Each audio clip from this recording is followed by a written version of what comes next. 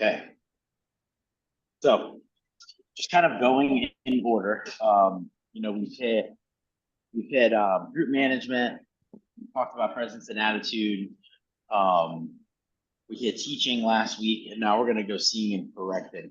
And by the time we're kind of through with these two, you're going to kind of see how all of those, even though they're different elements in themselves, also intertwine and blend and bleed into each other.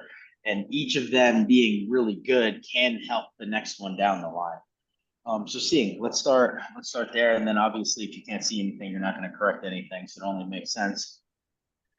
For our seeing, we've all heard, static position and dynamic position. So we know like those basics. But something I think that occasionally gets a little overlooked, especially from a trainer coach's standpoint, is your ability to see is going to be directly correlated to the knowledge you have. So it just comes back to like some people just don't know what they don't know yet, and it's not because they can't visually see a movement fault, but they may not know that a movement fault is actually occurring because they just don't have the information. So when it comes to seeing, not just practicing and looking at video like we do on Thursday, if you're not coaching class, like sitting to the side, watching athletes, giving them cues in your head, or just like noting what you're seeing, those are really good ways to improve that. But also do what we do. Read a movement or two per week, like find an old journal article, go read about it. Even if you pick up one little thing, that one little thing is obviously going to expand your ability to teach and relay to people, but it's also going to expand your ability to see faults.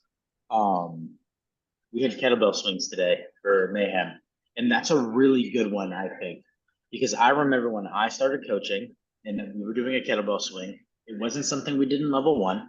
So it wasn't something I had someone like teach me. It also just wasn't something that my gym owner or other coaches like went over. And I knew a couple things. The heels should be down and the back should be flat. So as I'm teaching the kettlebell swing, if those two things are happening, I'm generally like, good job. And those are the two faults that I could see that I had knowledge, to be able to relay with that. At the time, I didn't know, that the shoulder should be engaged. And I think that's an obvious one, but 15 years ago, maybe it wasn't for me. So like the shoulders being back and down and like stiff shoulders. What I didn't know is we don't need these super tense arms while we're swinging. We want the arms to be relaxed. But those two things, people are going to be kettlebell swinging, stiff armed out. They're wasting more energy, and I don't have the knowledge to fix it because I didn't even know about it. And then even the actual hinge that was happening. So like people are hinging and they're going into this really squatty kettlebell swing. And I'm like, good job, because the back's flat. But I'm like, they're not even doing the movement function that we're supposed to be doing when we're doing a kettlebell swing. And that should be a hinge that, looks like an RDL, and the shins don't shoot way forward. So that's just a really like a good example of like those little knowledge points that are there that if I don't know those, I don't even know to see those. And then obviously my ability to correct is gone. So take the time, read, watch people, YouTube. We're super lucky because we have YouTube. We can even get visual. You don't have to do all reading. Go find experts in the field and watch them teach something or watch them explain something, and just continue to put your knowledge base together, because that is going to help you see faults while we are.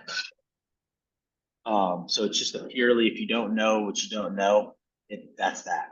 And surprisingly enough, I see coaches a lot either teach like misinformation and they don't really have a full understanding of what's going on. So they teach something wrong, even though they have good intent, or they just flat out miss it too. And it's just a lack of knowledge. So knowledge is going to be really the biggest start of teaching. If you're kind of listening to that and you're like, man, there's a million CrossFit movements, and I could spend the next 10 years of my life doing this, which obviously you can, I take it from me, and you're still not going to know everything. Start with the points of performance. Go back to the 9 foundational skills. CrossFit made those for a reason and laid those out for a reason. Learn all of those points of each of those, because a lot of those are going to translate into the more complex things and the movements that we don't have as a 9 foundational, and you can use those movement themes that will apply to a bunch of different ones as well. Does that make sense? deadlifts, for example. We know a deadlift is a hip hinge, right? If I squat my deadlift, my knees go forward, my bar has to go around. So if I took my hip hinge into a kettlebell swing, that could have gave me the answer that if I see knees shooting forward on a kettlebell swing, they're squatting that kettlebell swing and not hip hinging the kettlebell swing. So you see how it can kind of trickle down the line. Static positions. Getting used to, because obviously seeing is going to directly come with correcting right after that.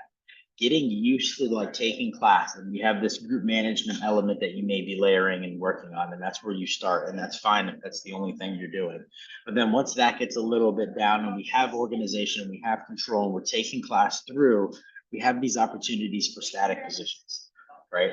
Those are the positions that suck when we're an athlete in class and getting held in. However, if you think about any movement, and if there was a static position that you could take advantage of, if the starting and the ending static position is superb, that movement in the middle is going to have to be pretty darn good. So if you say somebody's doing squats and we're doing a front squat, and our starting position and my static, I'm going to look stance. I'm going to make sure they're standing tall, and I'm going to really check out the front rack, right? I want to make sure those elbows are parallel to the floor. They've got a proper width on the grip, so on and so forth. And that looks great. And then I close my eyes and I say squat, and everyone goes down. And I open my eyes again, and I've got person A that are in their toes, right? And person B's elbows are down. And then I've got person C that's completely flat-footed. Their chest is up. They're full depth. Their knees are pushed out, and it's this beautiful ending. You can probably tell me what each of those persons did in their dynamic movement that caused them to get to that endpoint there, right? Person A is in their toes. They probably didn't go butt back and down, so their initiation's probably off, and I know I can look there, right? And then need to have them look at the toes. Person B with the front rack that the elbows fell, they may have either collapsed their core way forward and they're not keeping an upright squat like we want to, so they're not maintaining midline, or they're just letting the elbows, right? We know that happened in movement. And then the last person, what did they do wrong? They may have something subtle, but other than that, like you just shook your head no. I'm like, they ended perfect. They didn't do this horrific squat and then fix it in the bottom when you went to look again. Like they probably moved well through there. So when you guys are starting to see and correct, if you feel like it's something that gets really overwhelming and you're like, man, I'm pinched on time, there's so many people here, I'm not doing well, take your time with the statics and focus on that more as you start to get more comfortable and more used to getting more cues out and more corrections out, because we know if we can get those two things down, the space and time in the middle is going to at least be pretty good. Does that make sense?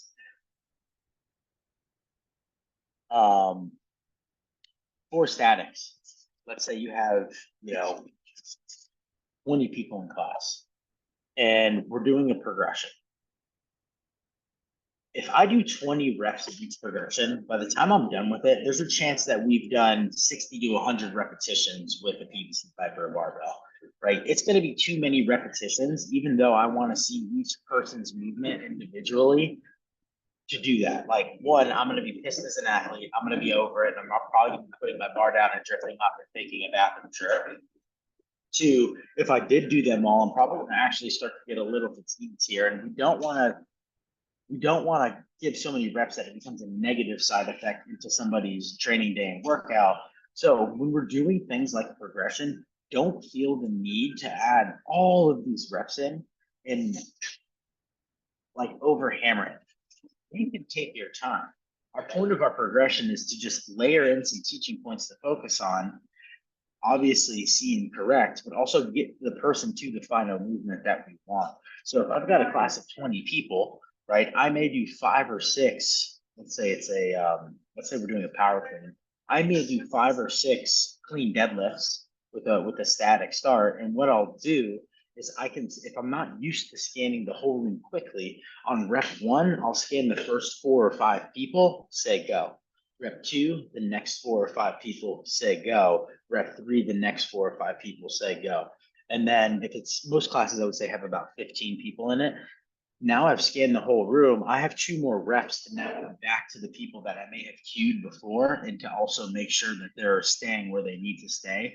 And it's also an accountability thing to know, okay, coach did hit me, but he looked at me again. I need to continue to apply correction needed. So, they did 4 or 5 clean deadlifts. That's not going to kill them. And then you can go to your next one, 4 or 5 again. And now you've segmented, like compartmentalized in your mind. I'm going to go chunk on static, chunk on static, chunk on static. So you still are doing the whole room at a time. The static is stopped, so it gives you more time to analyze. And then you can move on through those pieces. Do you see how you guys, does that like make sense how that would help y'all hit the whole class without feeling like panicked that, oh my gosh, I have 15 people to get through it? That's something I struggled with.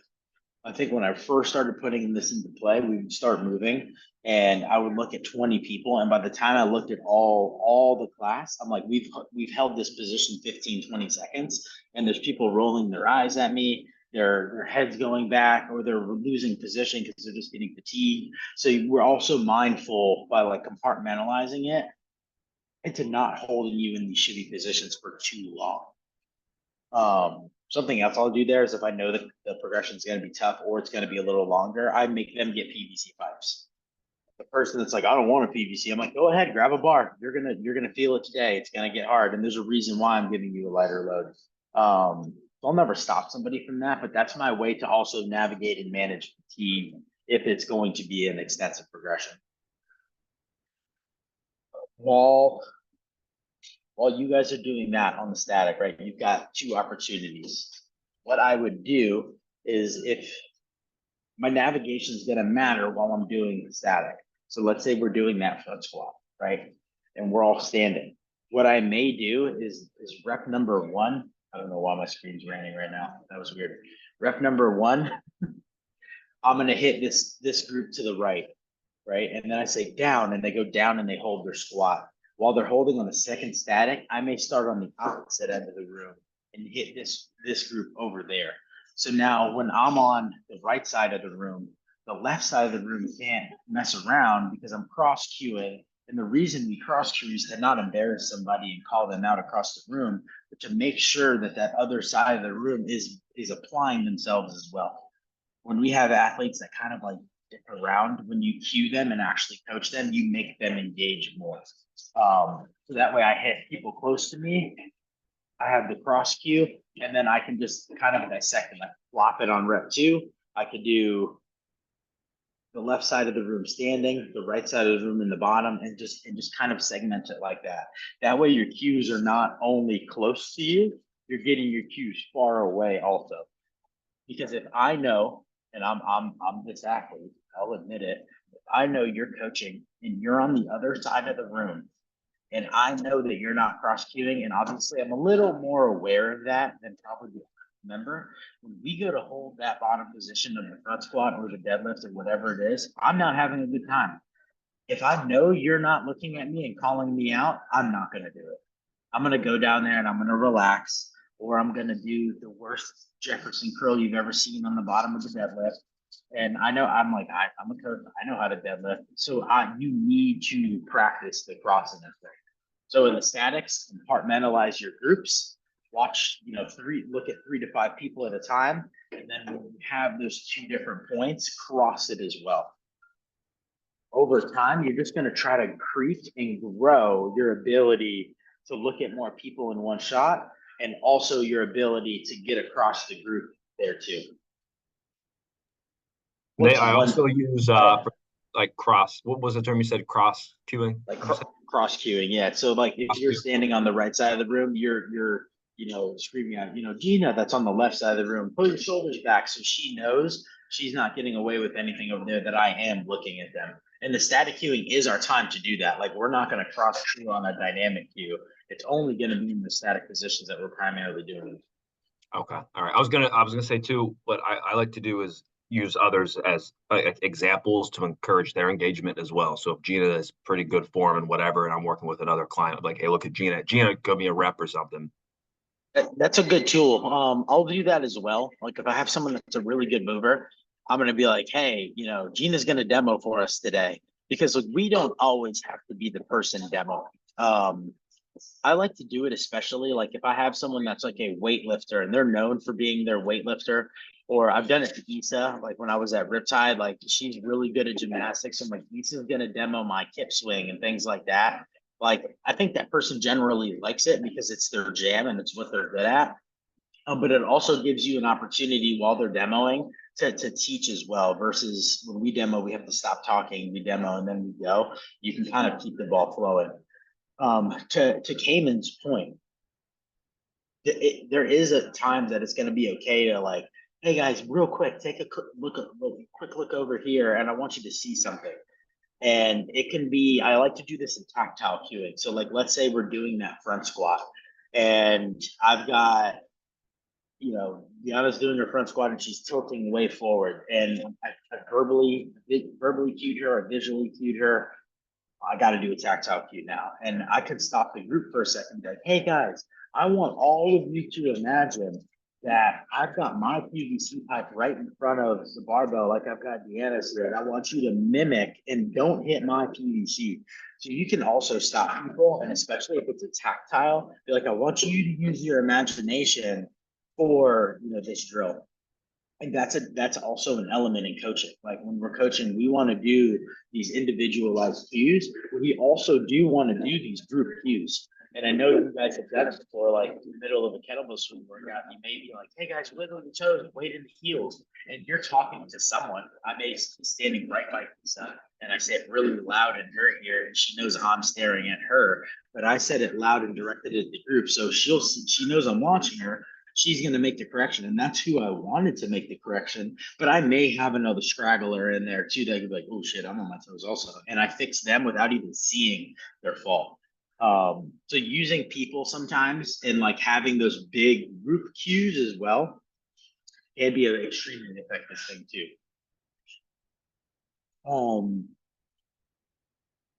For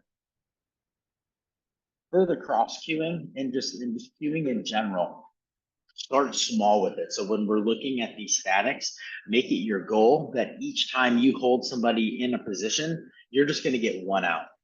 If you get one cue out, and then you try to get one every other rep, you try to get one cross cue, going across the group, you're just going to build that over time. So try to do one close, one far on each rep.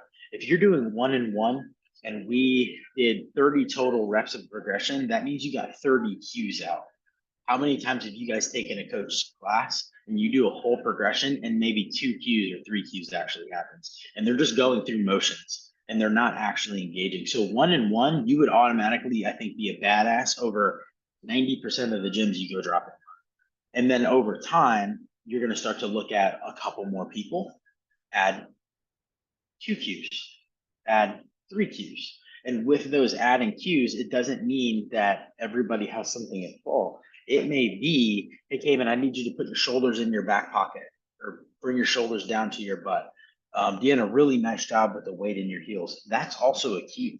Me telling her nice and loud, nice job with the weight in the heels. Try this. Do that and give somebody a positive feedback, but look at other people when you do it, and you'll see somebody wiggle their toes and lean it back. So positive reinforcement and still giving an actionable body part and direction, even though you may not be looking at somebody, is the same thing as like a group cue, because someone hears something they should be doing, and then they're like, oh, I'm not doing that, and they apply it. Encouragement, what's the word? Praise, and especially like what the praise is, not just good job, can be very effective into correcting more movement as well.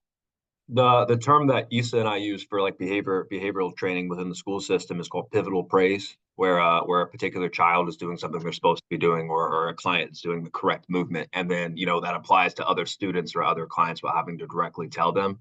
Especially if it's someone who's having a tough time with a movement and you're like already 4 or 5 corrections in. After a while, it's like, dude, piss off. Like, I'm tired of hearing you already. But if you're able you have to praise, yeah, you have to, because I've seen this with clients and athletes, and I've seen this with coaches too. If you're only giving feedback, there is a point of no return where that person's like, go fuck off.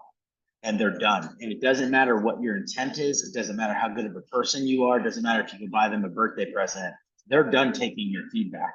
So like you really, even if they are a dumpster fire or they're, you know, the worst athlete or coach in the world, we have to find something they're doing well. And what they're doing well may just be, dude, you're working so hard today. I appreciate that. You're crushing it.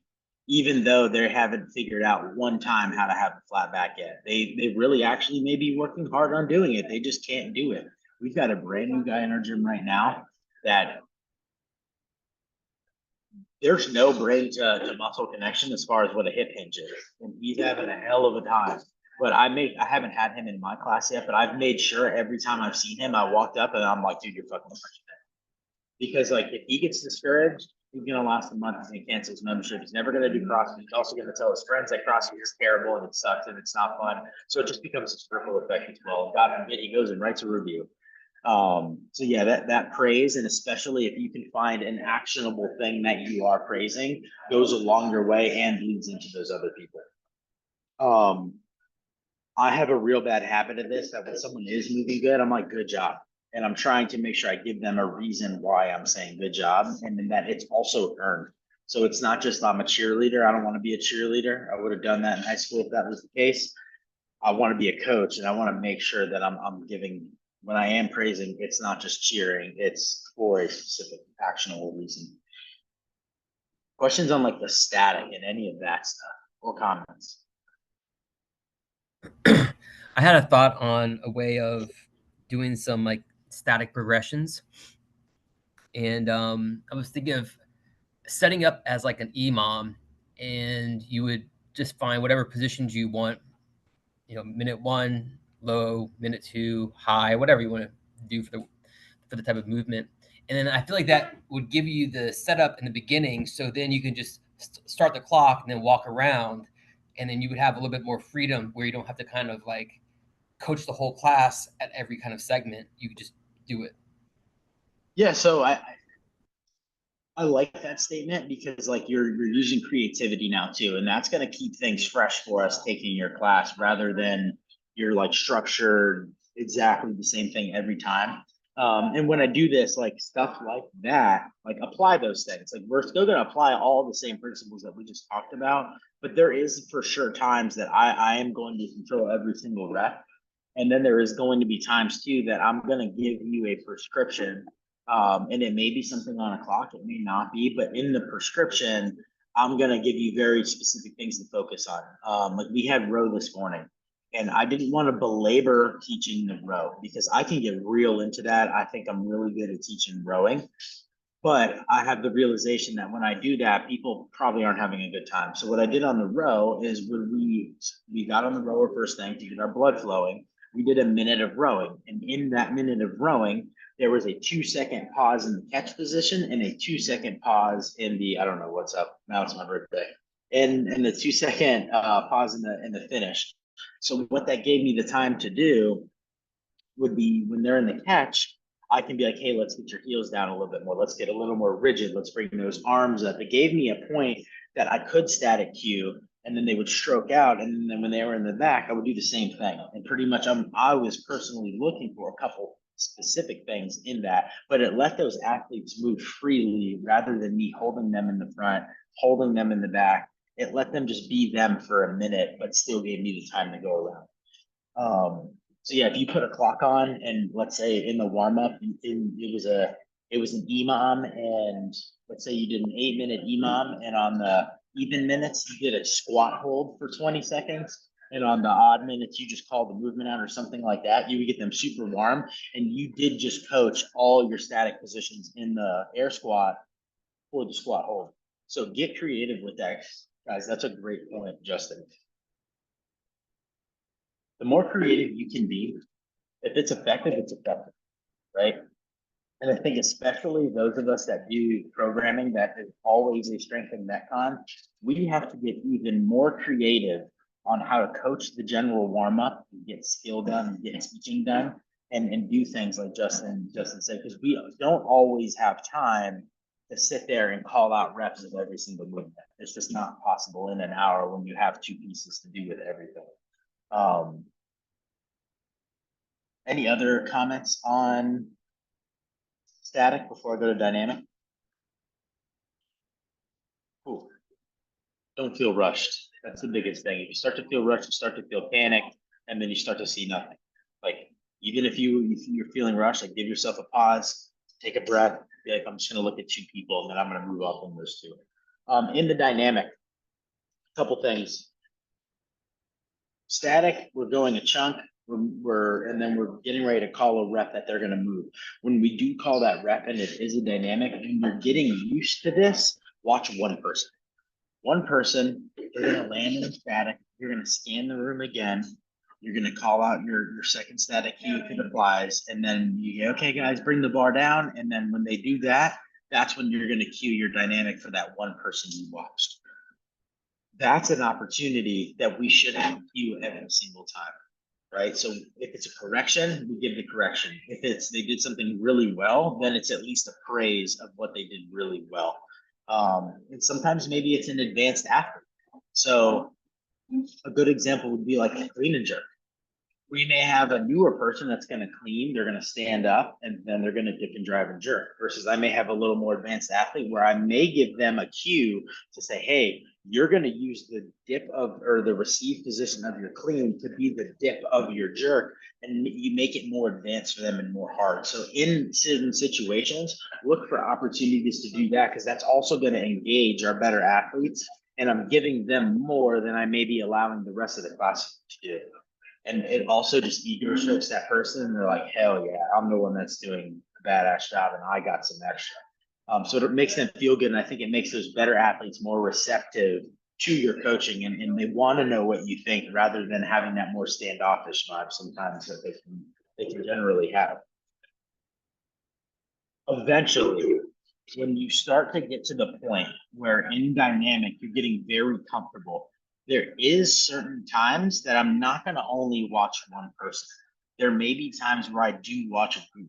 Now, when I do watch a group, my positioning and the way they're set up, so this is where group management comes in to bleeding into seeing and correcting, that's going to make a big difference. A really good example is if I'm teaching anything with the bar path, snatches probably easiest one, and we're doing a high pull, I can stand, if they're in a straight line, on the side of that group, look down the entire line and just look for that barbell that swings out.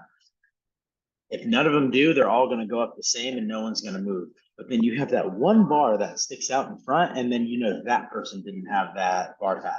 So eventually when you do get used to it, you can start assessing the whole groups on certain points.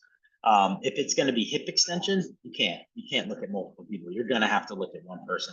But like bar path, sometimes like deadlifts off the ground, you can kind of see like who shoots their butt up, like looking at a whole group scanning, but you have to make sure that you're in a good position. So if you ever do start doing that, make sure that you're like on the profile or you're looking down a line of some sort to do it. Initially start with one as you're crushing it and you're like, damn, I'm getting a cue out every single time now. Start to let yourself practice on certain movements to look at full groups. But if you don't set class up well and they're set up all jumbled, like you're fucked. You don't have the ability to do that because everyone's staggered and all that stuff. Questions on the dynamic? I think when we're controlling reps, that one's pretty simple. You just have to stop and watch a person. The dynamics going to come into a huge play in metcons. So when our specific warm-up's over and we're starting to lift, we're starting to move and they're moving for time, primarily everything starts to become a dynamic.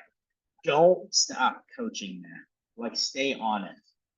What you guys will find if you, because I think being relentless is the most uncomfortable thing to do in coaching, right? You've told somebody for the 5th time to try to do something, and maybe you've changed it every time, and they're a little annoyed, and they're in the middle of a workout and trying to work hard.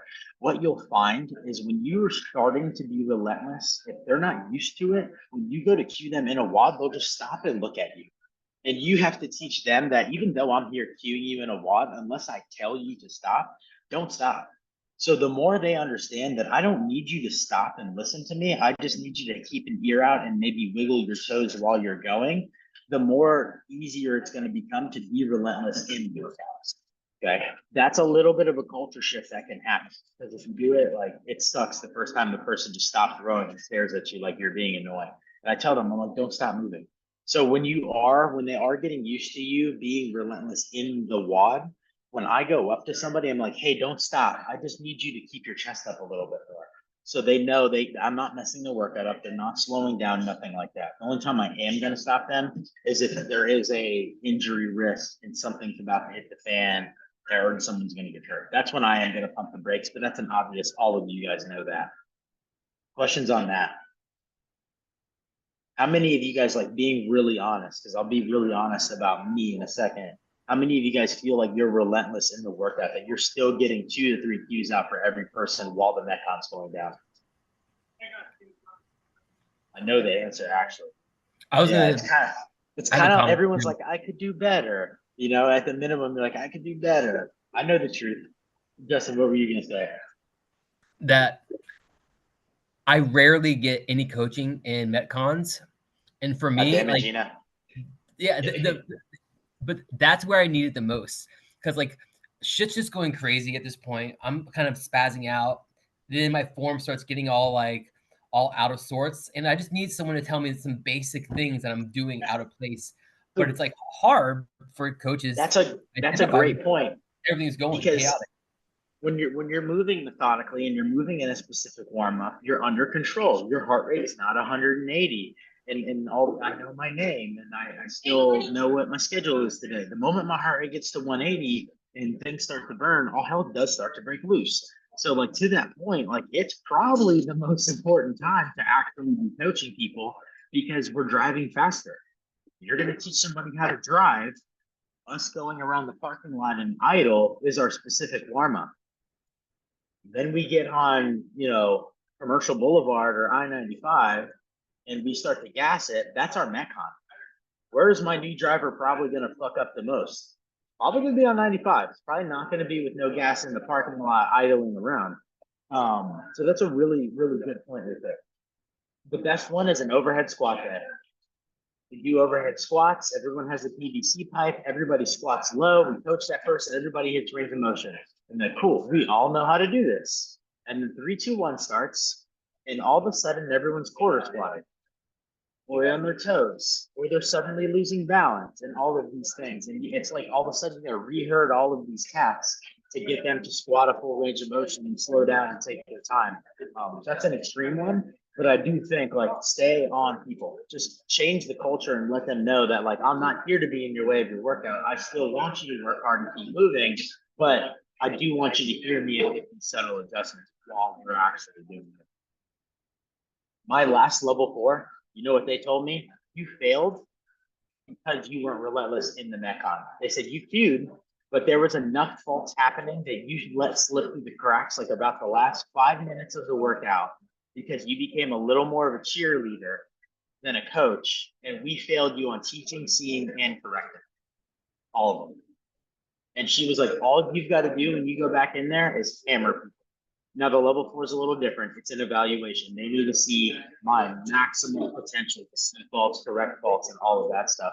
We don't need to necessarily be going to that level on a daily basis, because that's not the most fun class, an hour of their day.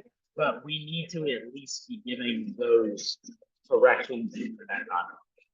What I would say is just challenge yourself that during the actual WOD, you say everyone's name 3 times, and you give everyone at least 1 correction during the Metcon. I also just think hearing your name during the Metcon, whether you know what's going on or not, helps. Helps you pick up that bar a little faster. Helps you take a little bit less of a rest time. Helps you push a little bit more. So, like, that's also coaching.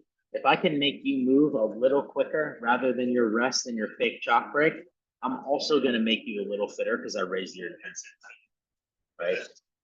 So when that clock starts and the music's loud, let's have fun, but continue to be a coach, right?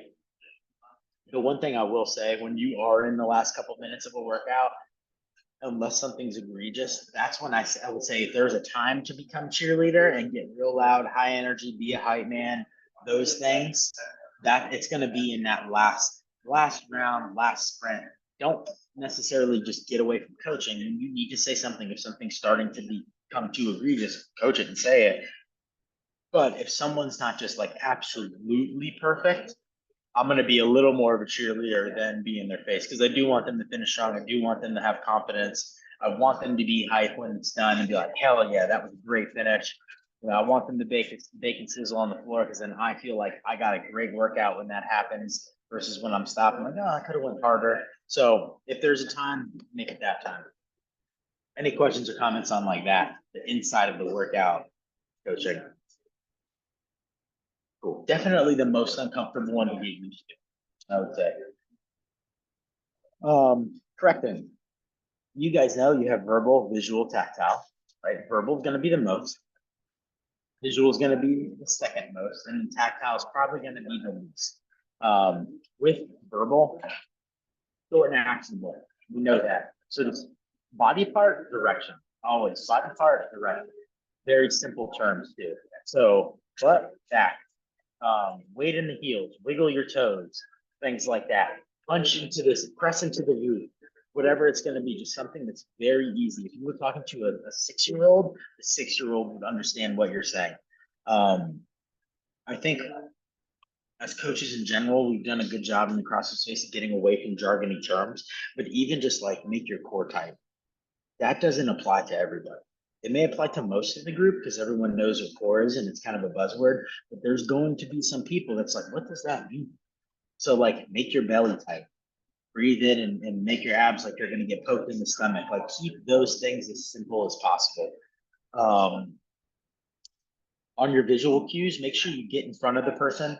So if you're going to do a visual, don't stand to the side, because especially if they have a barbell in their hand and they go to turn, not ideal, not a good position. So get right in front of them.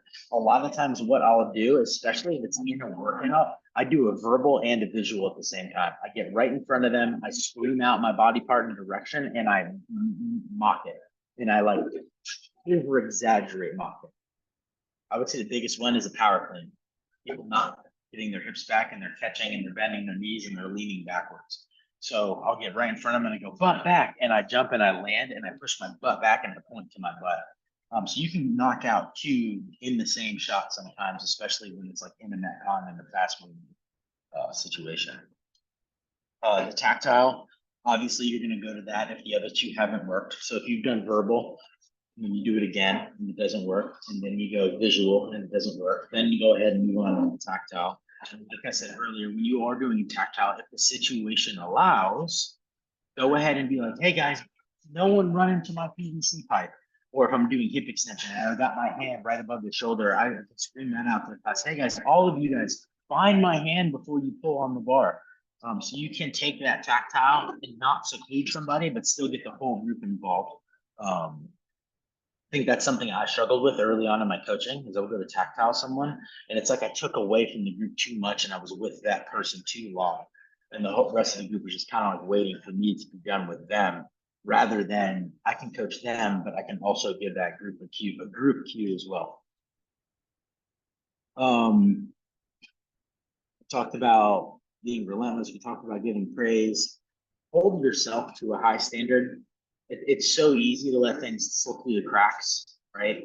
And if we let one thing slip through the cracks, then all things are going to start to slip through the cracks. So try to keep yourself as accountable as you can.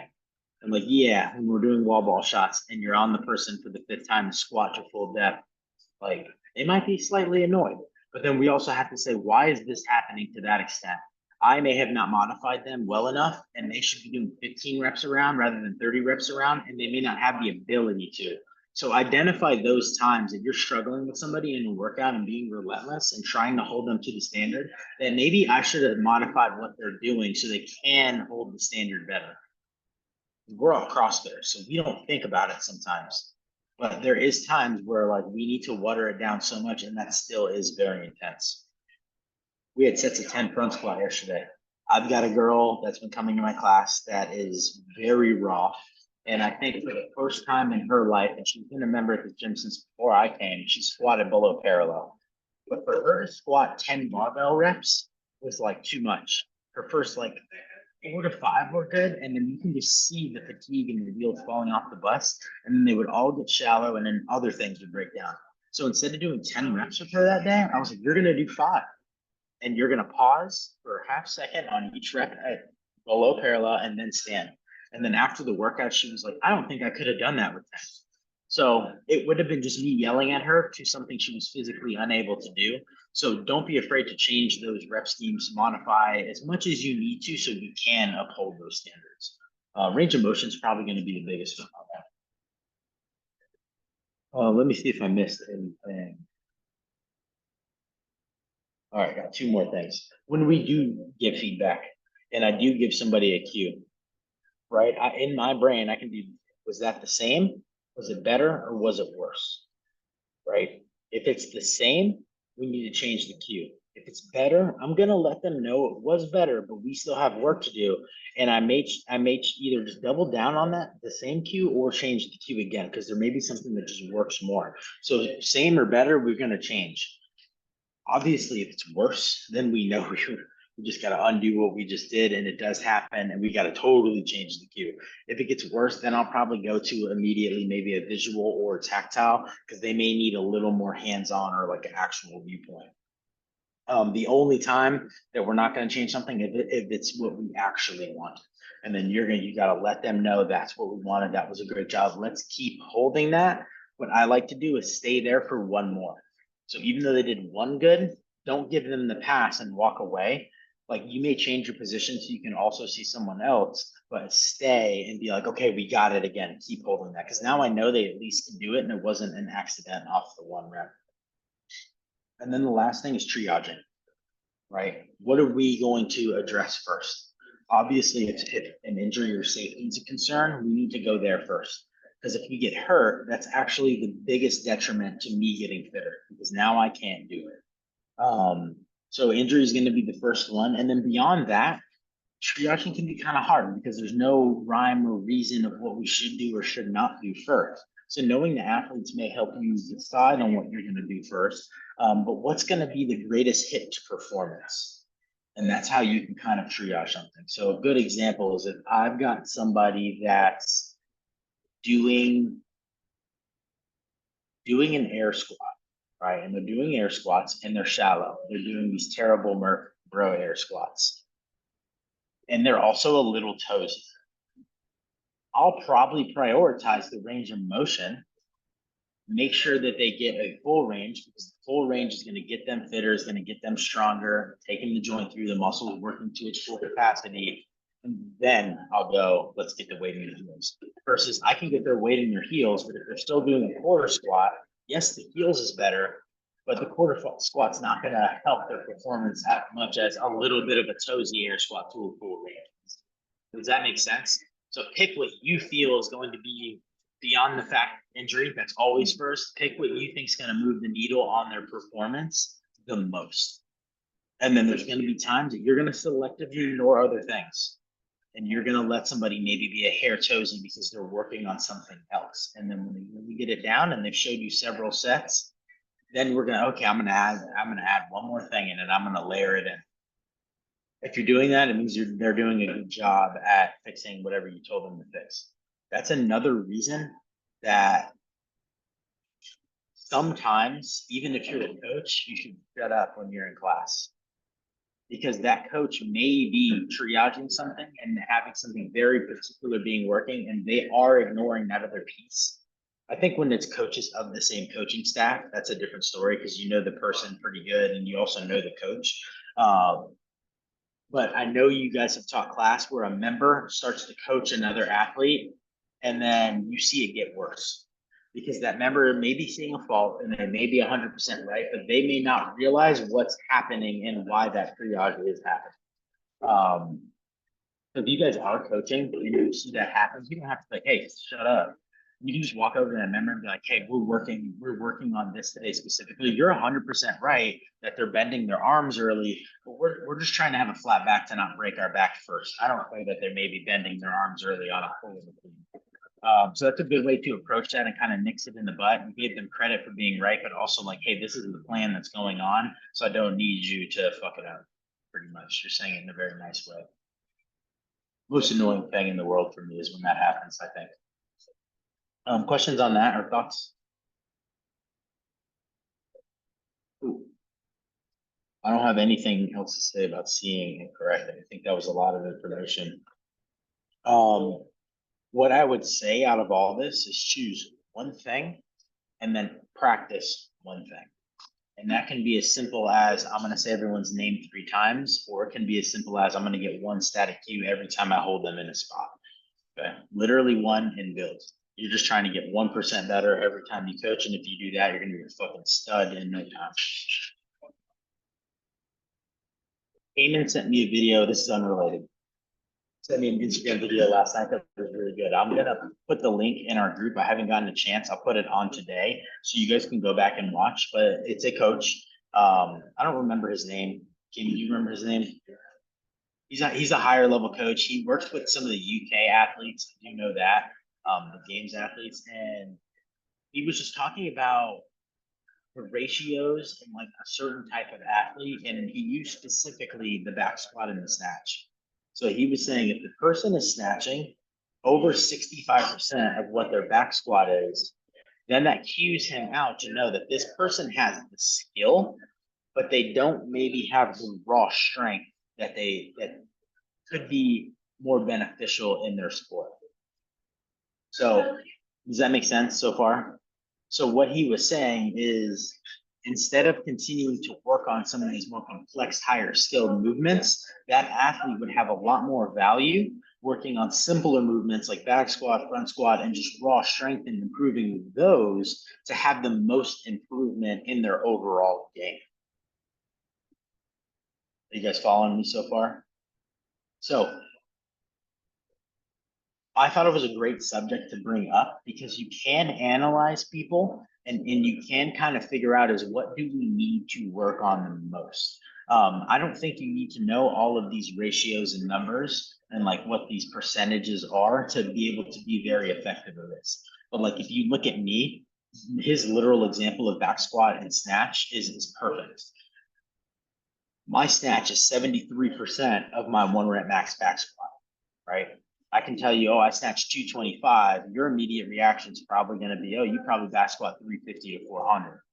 In my dreams, on a good day, I'm going to hit probably 315. So you go, ooh, that doesn't like add up right. Or you say, I had a coach do this to me the other day. I power cleaned to 275. And when we were front squatting for a max, he's like, what are you shooting for? Like 330, 340? And I was like, if I do 275, it'd be awesome. Like hard movement for me. And he's like, that doesn't make sense. And it's right. He's right. It doesn't make sense. I should be able to front squat way more than I power, or even squat clean.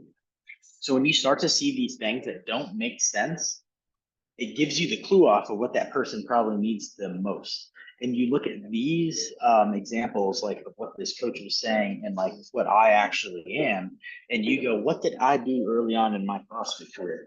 I ignored the basics, right? I didn't improve my air squat. I didn't improve my squat, my deadlift, and those kind of things. And I went for all the sexy items. I tried to snatch well. I tried to clean well. I tried to do muscle ups well, all of that stuff, right? And what am I really good at now? I'm really good at those movements. And for my actual strength and my actual like physical ability, I'm phenomenal at that. But because I didn't go back to the basics and improve some of the basic just raw lifts, and to this guy's point was sometimes you don't need to be fancy, you just need to look at some basic strength to improve an athlete. If you take my back squat, my front squat, my strict pull-ups, like all of these things, and you improve them, now when I am dynamic, because I have the skill so down, I'm going to be untouchable, right? So sometimes you have to look at like when it comes to an athlete, what are they actually struggling on? And even though they might want to PR their snatch, their answer might not be more snatching. Their answer might be they just need to get stronger in squat. That would be like my answer. On Thursday, we're going to look at a video of me almost PRing my snatch. And it's a 235 lift. It looks easy as hell. I receive it. And the moment I go to stand up, you see my squat break down, my butt shoots up, and I fail the snatch. So if you go using that as an example, if I improve my squat, like this guy's talking about in the video, I'll post it so you guys can watch it, I hit that lift and I PR my snatch because I improved basic movements, and not only like just because of a raw strength aspect, but from a movement mechanic aspect as well. So you guys that, whether you're very into just health and you want to feel good and look good, or you're trying to compete, win things and be serious, your movement is going to be the answer in both scenarios. And I think it's a very ironic thing that even in our most basic and our most advanced competitor, it's actually the same thing. We need to have basics mastered and be very good at them to have the good movements and like those things that we get very excited about. For some reason, there's this middle ground of haziness that happens, especially with people who want to start competing, where they feel like they have to snatch more, they have to clean more, they have to do more bar muscle ups, but they can't hang on for chest to bar pull ups. Don't get excited, and this is what's called the novice curse. Don't get excited for the sexy movements. Master the basics first. You can play with those movements, but if you know you have a hole or a deficiency in something you don't like, that's going to be your most bang for your buck to be a better athlete, and it will translate into those movements that we want to post on Instagram and have our friends see. Does that all make sense? You guys have thoughts, comments on that? I think I explained that pretty well, right, Cayman? Yeah, I thought you articulated it very well. The only other thought that I had when I was watching this video was like for my own personal training, and then other clients at the gym, they'll talk about what do I need to do just to get better in general, right? And they spend a lot of time on building their engine, or they'll do, like you're saying, focus on high level skills, snatches, muscle ups, whatever.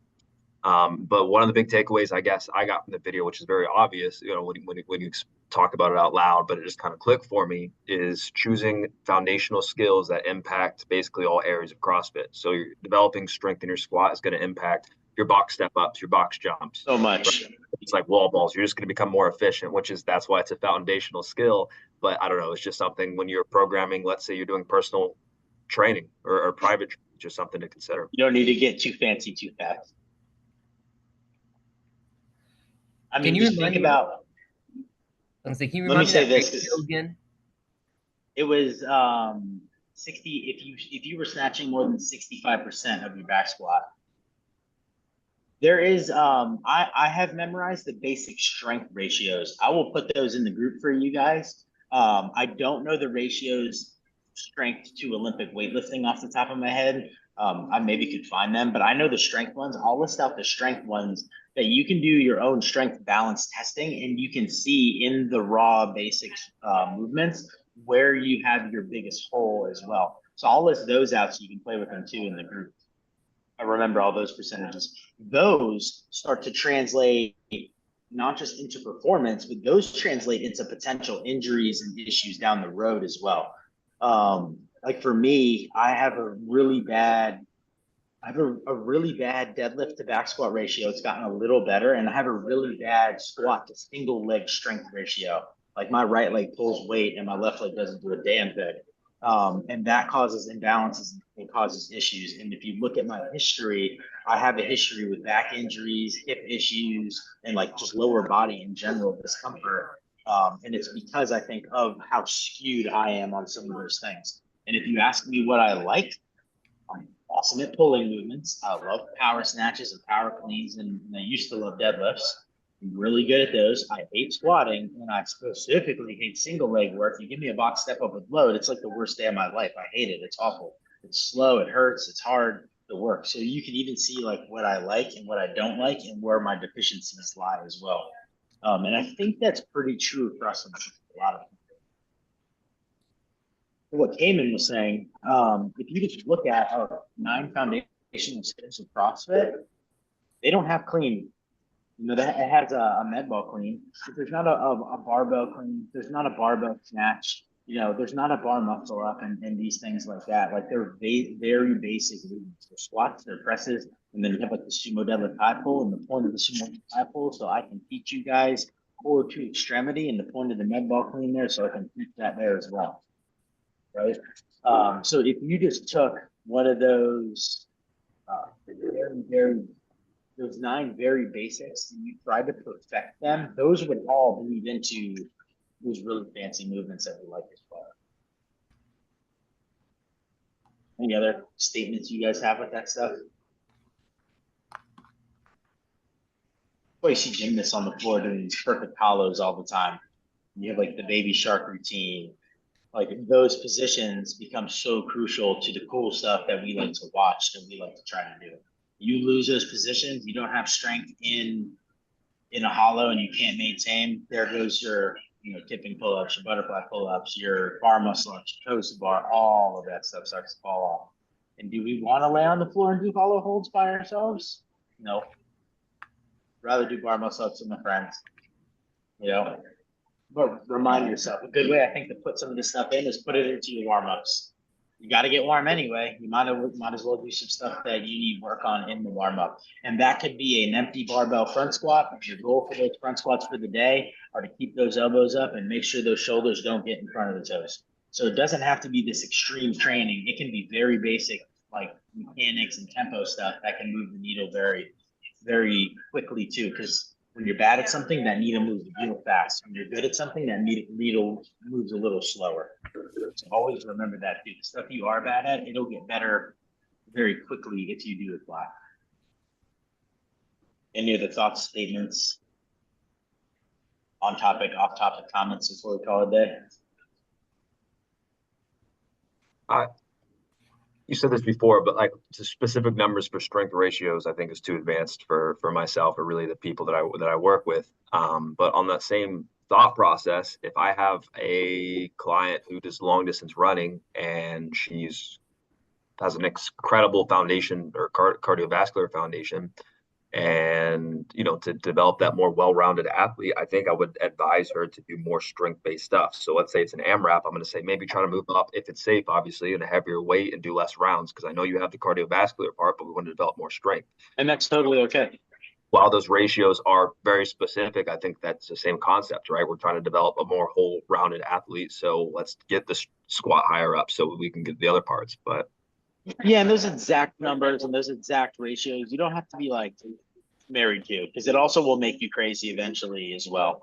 But like to your point, like when we do have someone in class and they are a marathon runner, then if it's safe and they're moving well, we may adjust the reps down and have them go heavier on something or add in an element. Like that's okay.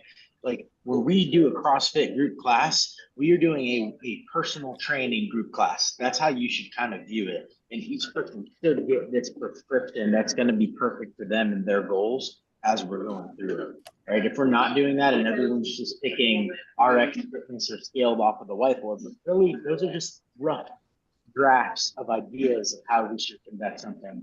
They're not the end all be all. So yeah, changing it up just a hair, having people go a little lighter, or if it's someone that, if you get a power lifter or someone like me that I feel like my strength's decent, but I'm trying to get back my engine a little bit better, then I may, lighten the load, go unbroken, go faster, or maybe add some more reps if I can maintain the stimulus and the time. So that is always, I think you're going above and beyond your job to what each person needs to make them more well-rounded. So that I think thumbs up to that. Obviously we have stimuluses for the day and we're going to stick to those, as much as we can, but sometimes someone's goal is very different than what Mayhem's goal is right now. Yeah, so keep doing that. That's awesome. What else? Anything else, guys? Cool. I'll put in a group what those numbers are and what the ratios are. There may be like one, I can't remember. So if you ever do want to just plug in what your personal PRs are, plug them in. Quick side note, before we call it a day, it doesn't have to be a perfect 1 rep max. So you can also do it off of like a 3 rep max or a 5 rep max. So if you're working with somebody that's maybe a little less skilled, it's probably going to be safer to do a couple reps and base it all of them. So it's like a 3 rep deadlift, a 3 rep back squat, a 3 rep step up, something like that. That can be a little bit safer way than having people totally max out all the time as well. So I think sometimes like the skill's not there and it's not appropriate to try to really one. So it doesn't have to be only ones. It can be a set of something. I'll also include what like your 20 reps should be in relation as well. So like raw strength, 1 rep and stamina is something that needs to have a relationship too. Other than that, I will see you guys on Thursday. All right, y'all. Have a good couple days. Bye. Thank you.